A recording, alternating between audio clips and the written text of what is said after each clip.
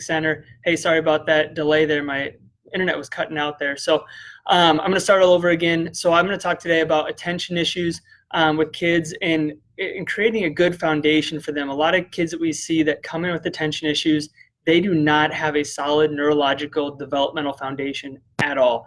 They can't do a lot of the things that normal kids that have good attention can do. And I'm going to talk about what those are. Most of them are movement skills that they don't develop. So most people don't quite understand that kids that have are the same areas of the brain that coordinate their attention and help to coordinate their focus and coordinate their learning and their behaviors also are the same areas of the brain that help them to move appropriately. So I'm going to talk about that and how to kind of assess their movement to see if they have underlying weaknesses that aren't being addressed. So the first thing you want to look at is what's called their gait or their walking, literally.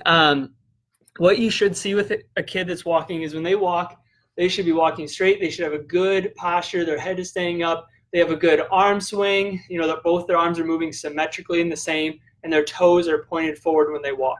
What you will see in a lot of kids that have attention issues is their arms don't move much at all. They're pulled forward like this, what's called camptocormic, and their toes point in. So they don't have great muscle tone in their extensor muscles to keep them upright. So it kind of looks like they're just walking like this when they walk, and they typically have really poor posture. And, you know, a lot of people say that posture is a window into the brain, and it really is.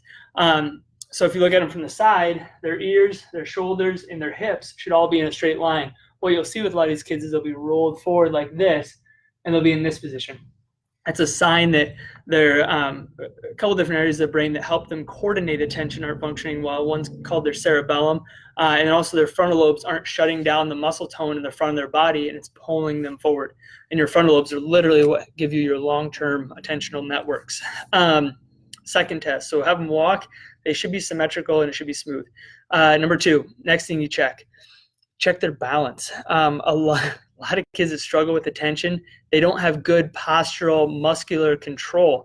And let's put it this way, if a kid has to focus super hard on just maintaining balance, they're not going to be worried about learning. They're not going to be worried about focus. If they have a difficult time just keeping their head level, that's a problem. And that creates a lot of attention issues just in itself. So how to check that? Have them step back. You're going to have them put one foot right in front of the other one. It's called a man's test. So you have them stand one foot literally right in front of the other one. I'm going to bring this down a little bit so you can see my feet. So if I come back here, one foot right in front of the other one, just like that. You're going to have them keep their eyes open at first.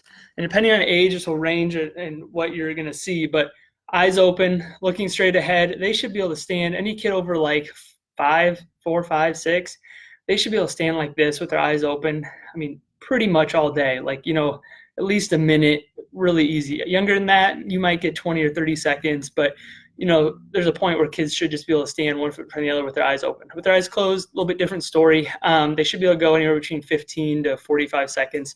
I found to be pretty normal. Kids that can't do this, they literally, like, I mean, even with their eyes open, a lot of these kids can't stand with one foot right in front of the other one is because they don't have good postural stability, or their head or their posture, they're not stable, and they can't keep their eyes level. And when that's the case, even just putting one foot in front of the other one, they'll go like 5 seconds and then they lose it. Even if they're, you know, 4, 5, 6 years old or older, they can't maintain that. Eyes closed, they're typically, if they can't do it with their eyes open, they can't do it with their eyes closed. But that means that they're having to focus super hard on just keeping their body level and stable. They're not worried about learning, I promise you that, because from a survival standpoint, it's a lot more important for you to keep your head level and maintain a good understanding of your surrounding than it is for you to learn. So, okay, last thing, put it out on your finger like this. Have them track your eyes, their eyes from side to side, and their eyes should be nice and smooth. They should be able to follow your dot, no problems.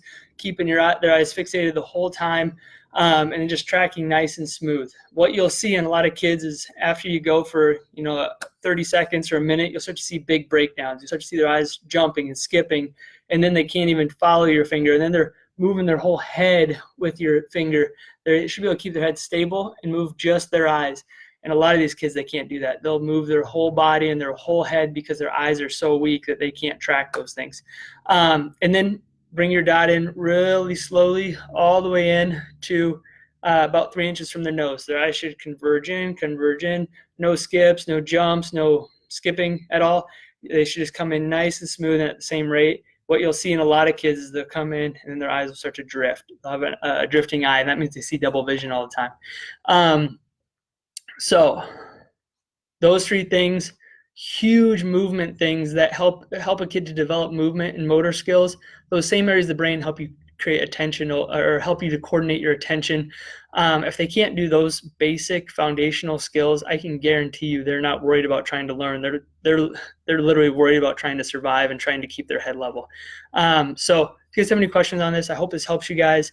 Have an awesome day, and talk to you soon.